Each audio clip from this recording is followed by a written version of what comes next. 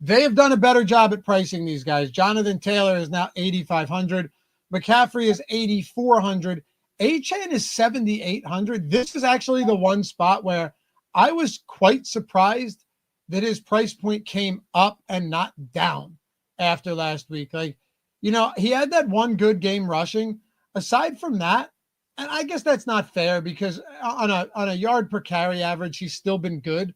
But like 10 for 16 rushing against Carolina was a little bit surprising.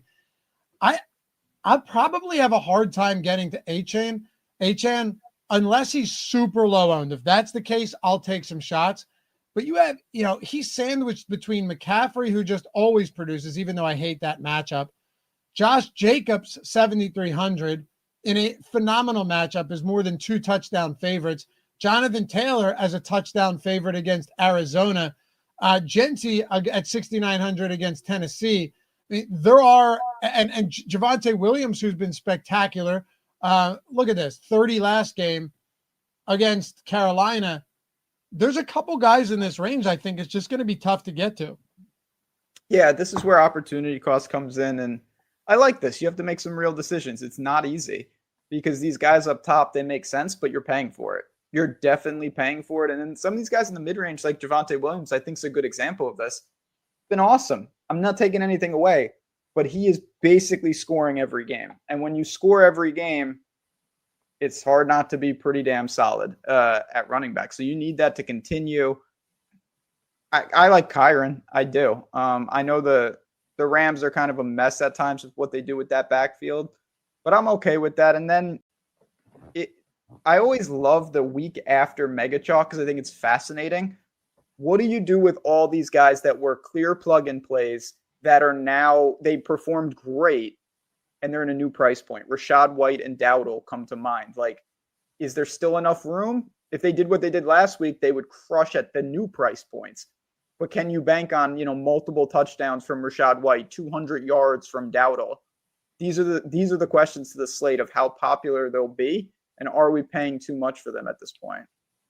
I don't love White in this spot. I mean, had it not been for those 2 touchdowns, it's a abysmal game from Rachaad White. Yeah. But touchdowns are touchdowns. Dowdle, yes. If Chuba Hubbard is out. Oh, of course. That's yeah, of course. I'm just saying if he's out, and honestly, even if Chuba Hubbard returns, I think it's a wrap, man. We may not play Chuba Hubbard again this year because it may just be a timeshare going forward. How do you not give Rico Dowdle the ball right now? I'm not saying Hubbard wouldn't have had a good game, but Dowdle was spectacular. He's 5,800 against Dallas. I will go right back to the well on Rico Dowdle here. I know he's 1,500 more than he was last week, but he was criminally underpriced.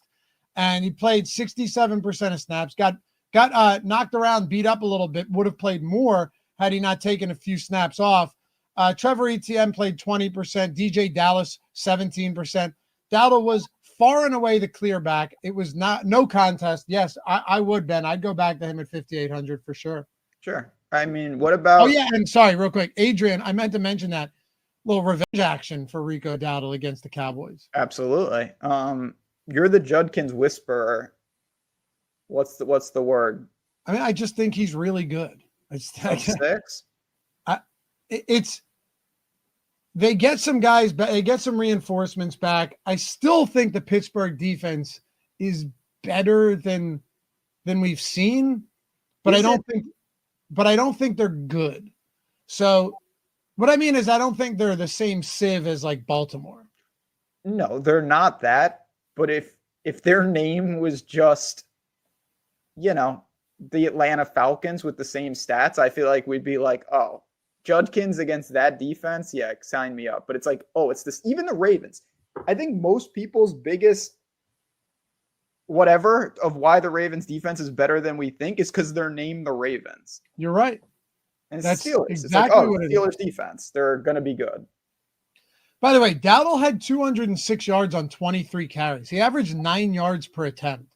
Yeah, it was a joke. It was Miami. Miami is so bad. You'd go back to Dowdle, wouldn't you, if there's no Hubbard? Sure. I'm just interested how popular he's going to be. Yeah, true. I still like it at home, though. It's a 3.5 point spread. What do you make of Tony Pollard here? You were right. He's still got the large majority of opportunities in that game, despite Spears being back. I don't think that's going to have a huge effect. And I think the problem I'm having with Tony Pollard, it's a little more playable in a week where I think scoring will be at a more premium, because unless Tennessee really finds a way, they can't score enough for him to have monster games. So like, if you tell me he could play well and he could fill in admirably, if he's in a dead price range, I still look to him. But I don't think he can get to 30, like in any scenario style. And that's really tough. He needs to do it all on his own, and that's a problem. Like, he needs to break off 2 50-yard touchdowns. Yeah, that's really obviously very tough. But I'm saying the team's never going to help him like Tampa helped Rachaad White get into the end zone twice, right? Or like Indy, even despite a inefficient game from Taylor, still helped him get into the end zone 3 times, like positioned him. You're absolutely right. Tennessee cannot position him to play well. Now, to your question on Judkins, I think Judkins could be the pivot off of some of the guys in that range if they end up being super chalky. Okay. That doesn't mean I won't play those guys at all. Like, it definitely doesn't mean that. But could I see myself getting over the field on Judkins if he's low owned? Absolutely, Ben. And I mean, you think about it, his workload right now is preposterously high. The moment he came back, they're like, you know what? He's going to be the guy.